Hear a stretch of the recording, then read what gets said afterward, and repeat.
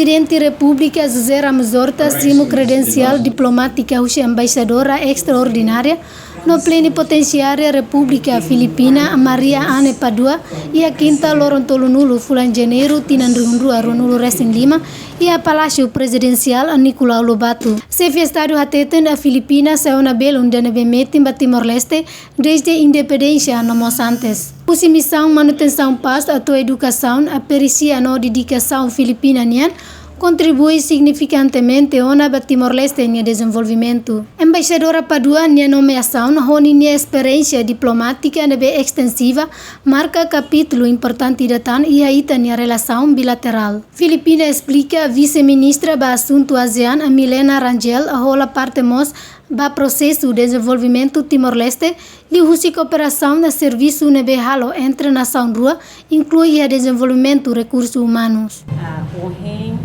Senhora Embaixadora Mariana Padua entrega minha carta credencial para o Presidente da República.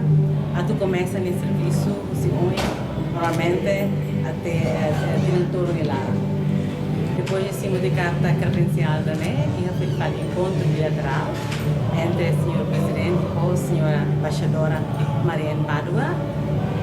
A cooperação bilateral existe entre países Cuba e tem a adesão à ASEAN.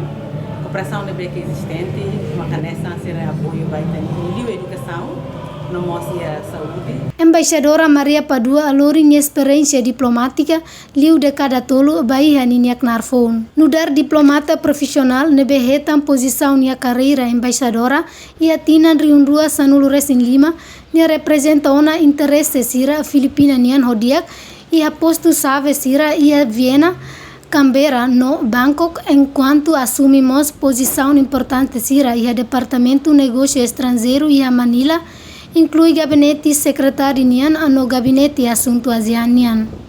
Nurianti Fatima, Margarida Belo, VIP TV.